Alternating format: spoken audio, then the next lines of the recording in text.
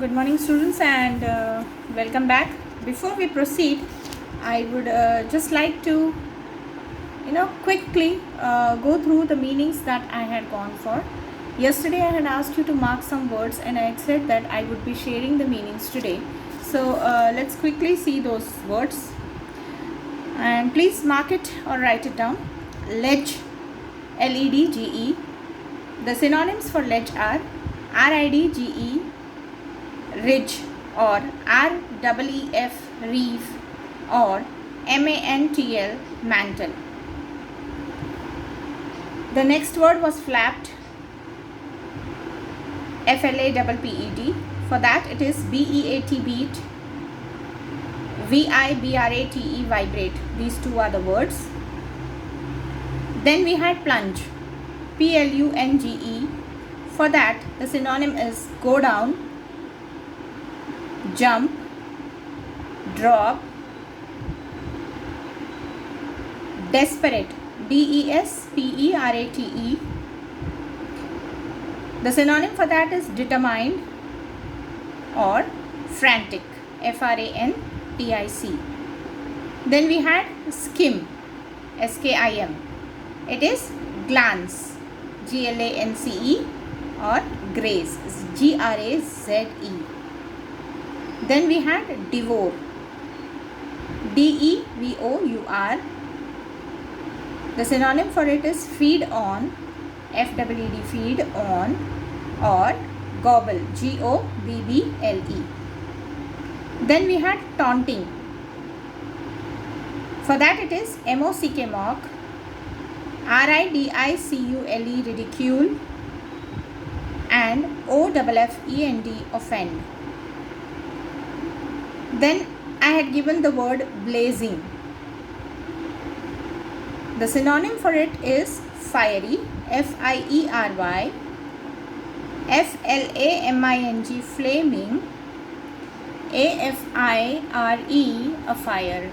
Okay, so the story till now was a young seagull is afraid to fly.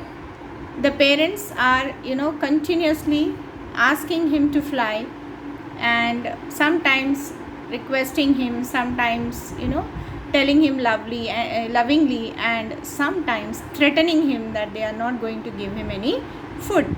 In spite of all this particular young seagull is unable to muster the courage to flap his wings and fly, whereas his brother has just caught a first fish and he is devouring it, the first herring that he had caught.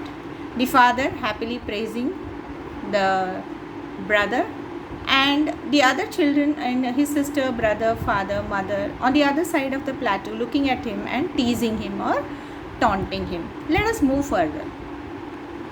His father was preening the feathers on his white back. So you are going to underline this word, preening. Only his mother was looking at him. She was standing on a little high hump on the plateau. So hump. Her white breast thrust forward. Now and again she tore at a piece of fish that lay at her feet, and then scraped each side of her beak on the rock. So you must have seen these birds, clean their beaks on the rock or on the trees, on the branches of the trees. The sight of the food maddened him. Okay, here him stands for the young seagull. How he loved to tear food that way, scraping his beak now and again to wet it. So we are going to underline the word wet. Ga, ga, ga, he cried, begging her to bring some food. Ga, kol, ah, she screamed back, derisively. We are going to underline the word derisively. But he kept calling plaintively. So underline the word plaintively. So he kept calling her, and after a minute or so, he uttered a joyful scream. His mother had picked up a piece of fish and was flying across to him with it. He leaned out. So now he is anxious. He is curious that yes, after all my requests and cries, my mother has finally agreed to come and give me that piece of fish. Eagerly tapping the rock with his feet, trying to get nearer to her as she flew across.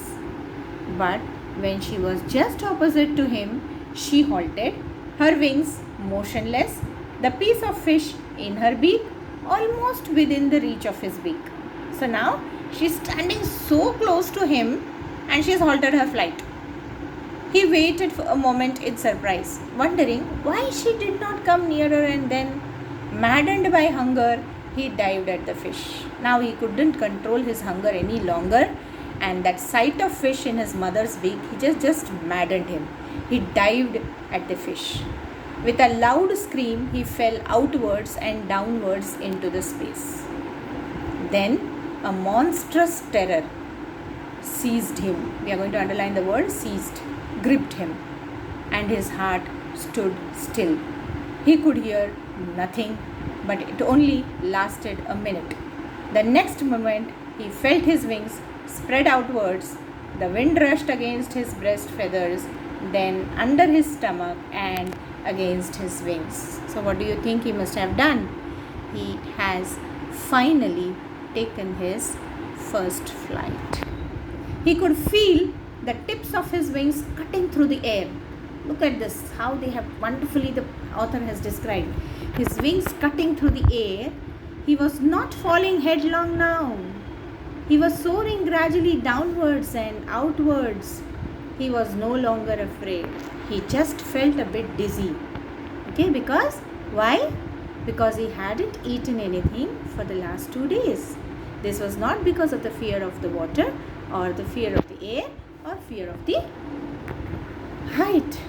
Then he flapped his wings once and he soared upwards. Ga ga ga ga ga. Gaokola, his mother, swooped past him. Swooped, underline the word. Her wings making a loud noise. He answered her with another scream. Then his father flew over him screaming. He saw his 2 brothers and his sister flying around him, curveting and banking and soaring and diving. So we are going to underline the word curveting and banking. Then he completely forgot that he had not always been able to fly, and commended himself to dive and soar and curve, shrieking shrilly. So finally our baby seagull has taken his first flight, and now he is flying happily in the sky with his brother, with his sister, with his mother and father, and all of them. Just last night, the previous night, they were taunting him because they wanted him to get that real angry and throw out his fear and take his flight.